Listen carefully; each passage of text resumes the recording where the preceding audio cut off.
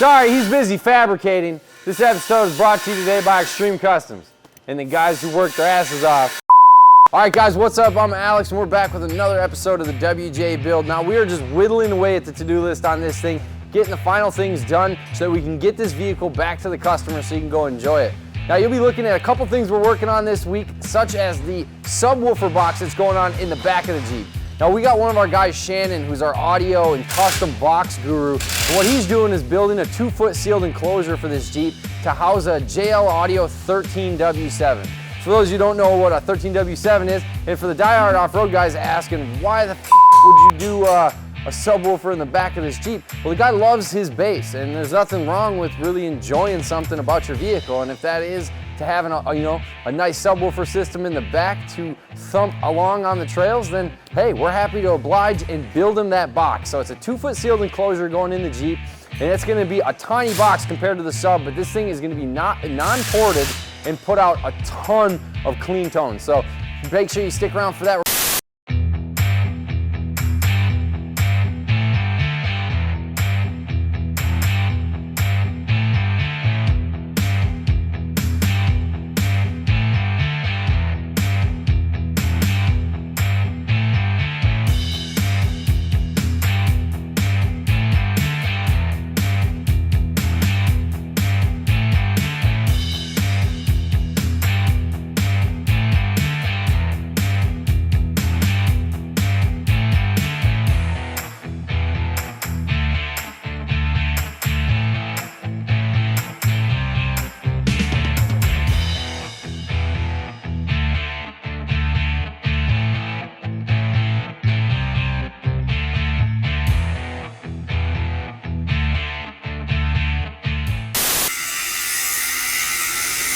Now, a lot of people were saying, like, what are you doing? This Jeep, I saw one guy mention that, he thinks the Jeep needs a new owner.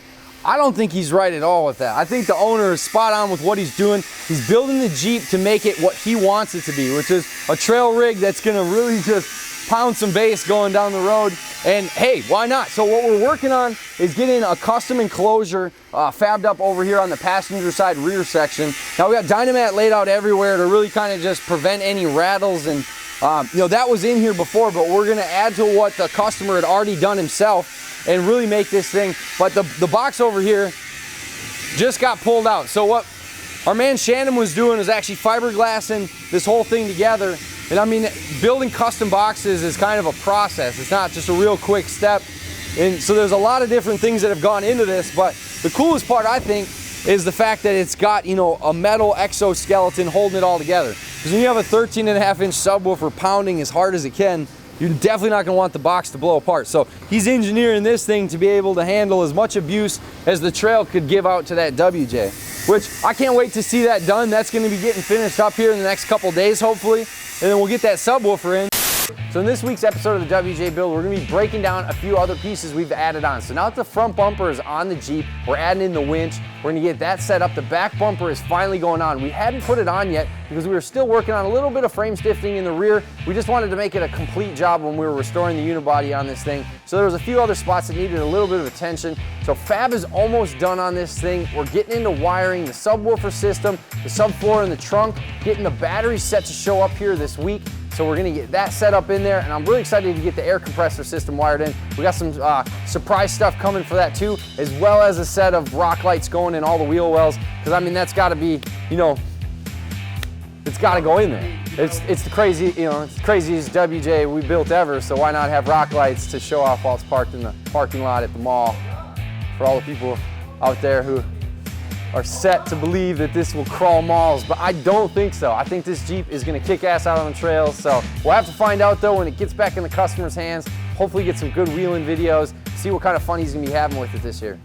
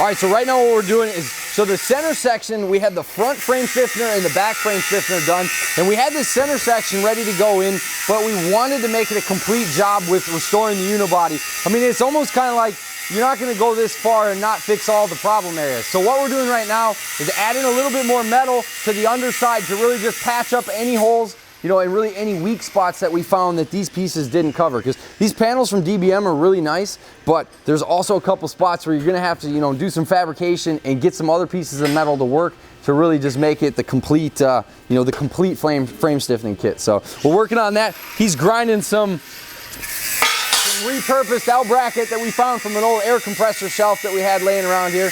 I mean, that's the cool part about fabbing stuff, is you can just take stuff from everywhere, you know, and make it work.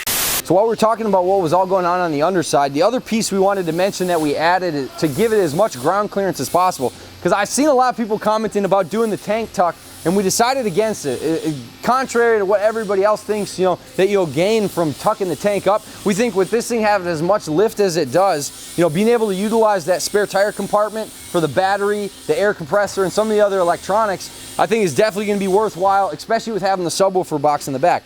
But we're putting in the high clearance cross member underneath. It gains a couple inches. I don't know if you WJ guys are out there familiar with these. I'm sure you are.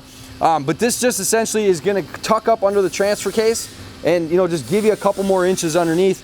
So that way, you know, when we're utilizing this and the Iron Rock Off-Road, you know, long travel exhaust system, you know, it's going to just be able to tuck the exhaust nicely up in there and then just give it as much ground clearance as possible.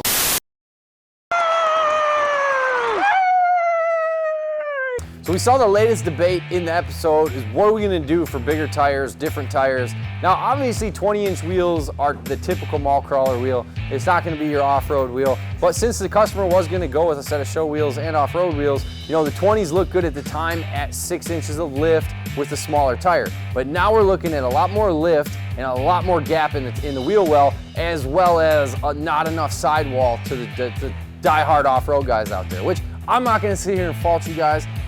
You're right. You're 100% right.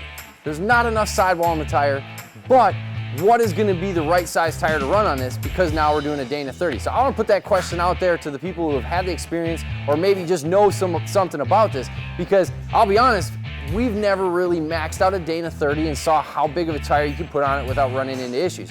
Granted, there is going to be the ARB air locker in there, but it is still going to be running the factory gearing. So if anybody out there in the comments knows, you know, what that perfect tire combo would be for a 20-inch wheel. Now, a lot of people say a 40-inch tire if you have to be on a 20-inch wheel, but can you go 37? Is 37 too much? Now, I'll personally say I think a 40 is too big. You know, and I might be not alone in that fact, but if you think it will work, we'd love to hear about it. And if you did it, you know, what kind of experience you had with it. So make sure you drop that comment in there, and we'll be sure to address that in the next episode. All right, one thing I noticed that people were asking about in the comments was, what are we gonna do for driveline vibration? Well, to answer that question for most people out there, and what we've already used when this was just a 6-inch lift, was a custom-made drive shaft from Woody's Drive Shaft. So it's a multiple double cardan drive shaft that basically utilizes 4 U-joints to allow as minimal vibration as possible. It seems to have worked for us, but let us know in the comments if you have a particular Jeep like this and what you've done to solve some of these driveline vibration issues that, you know, a lot of people experience. Now, we're able to play with pinion angle a little bit and caster with the Iron Rock Off-Road lift kit, because they kind of have a patented design there that allows some adjustments. So we were able to play with that. But if there's anything else that you've ever done, we'd love to see it and hear about it, because we may experience some problems once we get going down the road in this Jeep, and we'll maybe have a solution from somebody out there in the audience. All right, guys, so we're excited to see this thing getting finished here in the next couple weeks. Now, we only have a few episodes left in the WJ build, and we're excited to get this thing fired up. If you didn't know, in the last episode, we got a set of Doug Thorley headers installed, and now we're working on fabbing up the high clearance exhaust system. So that basically all that is an exhaust system that's gonna run a little bit higher and tighter to the body to allow for the full travel of the long travel suspension. Definitely a must when you're really trying to, you know, get the most out of your suspension. And since we got the Critical Path Iron Rock Off-Road long travel system in this Jeep, we're definitely gonna wanna be able to maximize that and go play with it out in the parking lot with the forklift. So make sure, if you haven't already, subscribe to our YouTube page. It's extremecustoms.tv. That's where you're gonna find all the coolest content coming out of EC Garage. Now, if you didn't know, new episodes for the Jeep drop every Thursday at 7 o'clock, so make sure you keep an eye out for those. We appreciate you watching the video.